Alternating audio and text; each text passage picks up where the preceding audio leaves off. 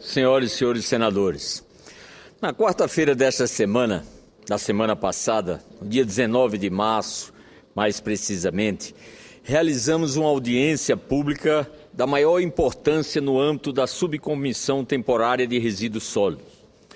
Estiveram presentes à reunião o senhor Albino Rodrigues Alvarez, técnico de pesquisa do planejamento do IPEA, o senhor Diógenes Delbel, presidente da Associação Brasileira de Empresas de Tratamento de Resíduos Sólidos, a Beltre, o senhor Carlos Roberto Vieira da Silva, diretor executivo da Associação Brasileira das Empresas de Limpeza Pública e Resíduos Especiais, a BRELP, o senhor Ney Maranhão, secretário de Recursos Hídricos e Ambientes Urbano do Ministério do Meio Ambiente, e o senhor Vanderlei Coelho Batista, analista de políticas industriais da Confederação Nacional da Indústria. Durante essa audiência, pudemos ter uma visão panorâmica desses 3 anos de existência da Política Nacional de Resíduos Sólidos, o que tem sido feito, o que falta fazer, os pontos fortes e os pontos fracos. O nosso objetivo, ao realizar esta audiência, é não apenas de chamar a atenção da sociedade brasileira, dos gestores públicos, de modo geral, para a importância da implantação dessa política. O nosso objetivo também é fortalecer a prática de acompanhamento das políticas públicas pelo Congresso Nacional. Isso porque não basta apenas fazer leis e formular políticas, é preciso saber se elas estão sendo implantadas e dando resultados. Então, essas audiências são o início de todo um processo de discussão do qual vamos extrair conhecimento e propostas que possam ser adotadas para a implantação definitiva da Política Nacional de Resíduos Sólidos. Por isso, senhor presidente, resolvi subir hoje à tribuna para fazer um apanhado geral do que foi discutido nessa audiência pública, para que todas as senhoras e senhores senadores tenham a oportunidade de também estar a par deste debate. De tudo que foi dito naquela audiência, a principal conclusão é de que a Lei 12.305/2010 foi bastante ambiciosa ao fixar suas metas. Mas, em virtude da complexidade da matéria, o avanço para cumprir a lei ocorreu em ritmo bem pequeno. A questão ganhou muita visibilidade e discussão em todo o país. Houve um expressivo aumento das iniciativas de coletas seletivas e as cooperativas de catadores se multiplicaram em todo o território nacional. Contudo, foram identificados diversos problemas que impediram o avanço mais acelerado da aplicação da lei. O primeiro desses problemas é a falta de cooperação entre os atores envolvidos. Governo em suas várias esferas, empresas e demais segmentos da sociedade civil. E isso é fundamental, porque sabemos da fragilidade da nossa federação no que diz respeito à distribuição de recursos. Sabemos que a grande maioria dos recursos fica na mão da União, em detrimento dos municípios. Além disso, estamos tratando de uma questão que mexe com o hábito cultural do brasileiro, que é o de jogar lixo na rua. Então, é preciso haver um grande envolvimento de todos os atores desse processo. O segundo problema identificado, senhor presidente, senhoras e senhores senadores, foi a falta de respeito às diversidades locais e regionais. Implantar aterros sanitários não é uma tarefa simples. Requer muitos estudos técnicos de viabilidade e esses estudos precisam estar adequados às realidades regionais. Por isso, a gestão da Política Nacional de Resíduos Sólidos precisa sair de Brasília de modo efetivo. Precisamos tratar os desiguais como desiguais e não tentar passar uma régua e considerá-los todos como absolutamente iguais. O município tem um papel protagonista. Hoje, produzimos cerca de 180 mil toneladas de resíduos sólidos por dia, sendo que 58% desse total tem uma disposição adequada em aterro sanitário. Contudo, 25% dos municípios brasileiros geram 80% de todo o resíduo sólido do nosso país. Por sua vez, temos 2.906 lixões em 2.810 municípios. Para transformar esses lixões em aterros sanitários, será preciso pessoal especializado, porque não basta simplesmente construir o aterro. É preciso gerenciá-lo constantemente para não perder todo o investimento realizado. É importante também destacar que apenas 5% dos custos de um aterro sanitário se referem à implantação. 85% dos recursos são consumidos na manutenção e na vida útil do aterro. E esse é um grande problema, pois a falta de recursos dos municípios brasileiros pequenos é bastante conhecido por esta casa e por todos.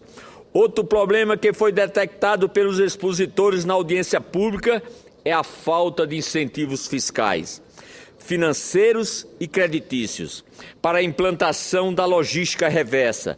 Precisamos desonerar a cadeia produtiva, porque hoje, em muitos casos, o material reciclado paga mais impostos do que o material virgem. Então, não é possível sustentar um sistema de reciclagem com essa esdrúxula forma econômica e de tributação. Há também o problema dos conflitos de legislação, porque existe uma competência concorrente na área do meio ambiente. Esse é um ponto que nós, aqui no Congresso Nacional, podemos e devemos atuar muito fortemente para impedir casos como o de um município do estado do Espírito Santo, por exemplo, que estabeleceu uma lei municipal para a logística reversa de eletroeletrônicos e deu um prazo de apenas 30 dias para a sua implementação. Isso não pode acontecer. Não é possível para a indústria se adaptar e atender à legislação múltiplas que hoje são propostas e muitas delas aprovadas no nosso país. Durante a audiência, ainda foi levantada a omissão da Lei 12.305 de 2010 quanto à exportação de resíduos. A lei só falou da importação, proibindo a entrada no país de produtos perigosos e de rejeitos, e condicionou as demais a características que não causem risco à população. Mas é importante que haja uma definição legal quanto à exportação de resíduos sólidos, porque precisamos saber se vamos exportar resíduo bruto ou beneficiado em que condições. Também foi levantada durante o encontro a importância de desenvolvermos tecnologias próprias, pois o Brasil é um país sui generis, muito diferente da Europa, por exemplo. Não podemos simplesmente tropicalizar as soluções que foram adotadas lá, porque não daria certo aqui.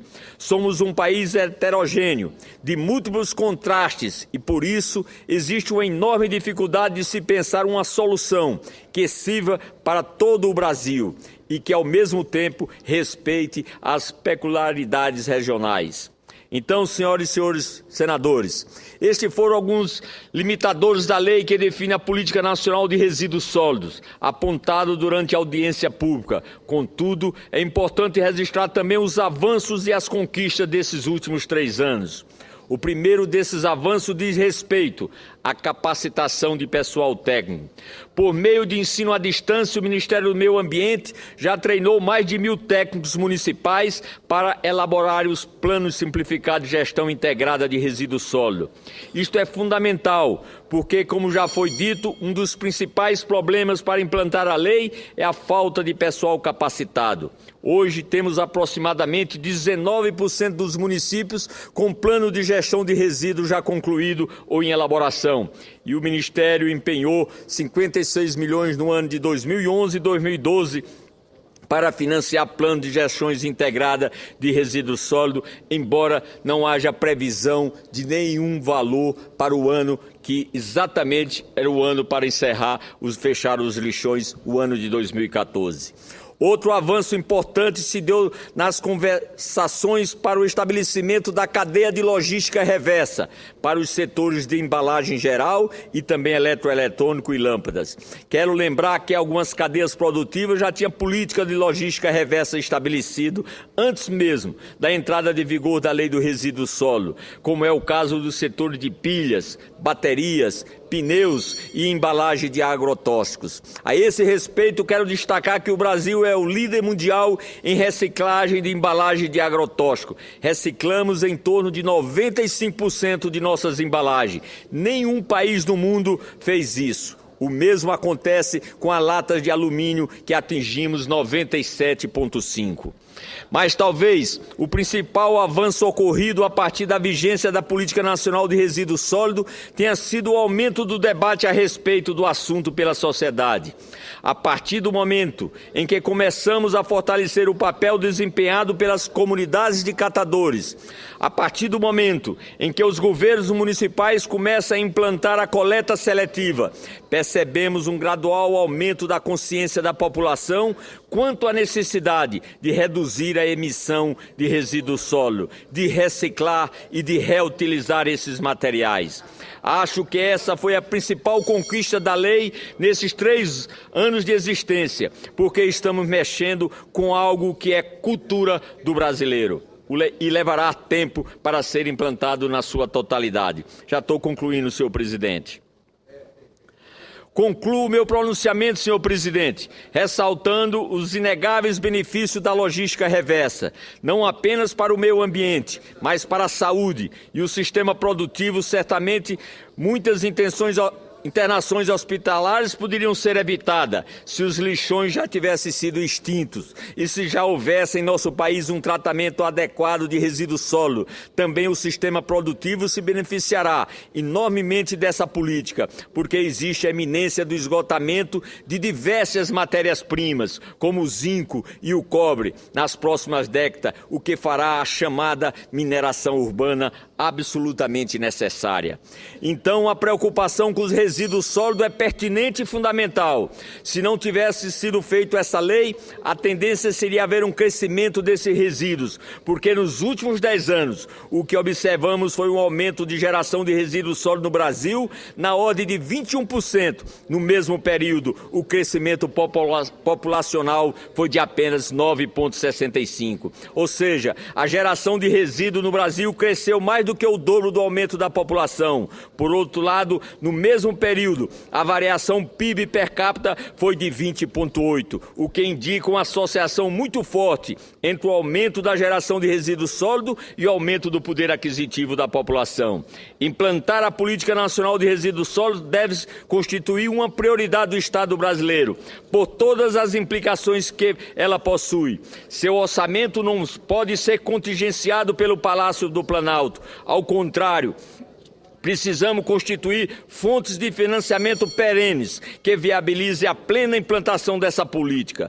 Custa muito, é verdade, cerca de 6,7 bilhões de reais para universalizar a coleta de resíduos sólidos urbanos no Brasil e dar a destinação adequada desses resíduos em aterros sanitários. Mas, com certeza, custa bem menos do que o impacto negativo da não realização dessas medidas e bem menos ainda do que o que vem sendo gasto para realizar a Copa do Mundo. Portanto, senhor presidente, concluo meu pronunciamento esperando que esta Casa possa, de fato, cumprir o papel que lhe cabe e fiscalizar a execução das políticas públicas e preencher as lacunas legislativas que ainda persistem a respeito do tratamento de resíduos sólidos em nosso país. Meu muito obrigado e que Deus proteja a todos, e agradeço ao presidente pela paciência de me conceder prorrogação do tempo. Uma honra, senador Cícero Lucena.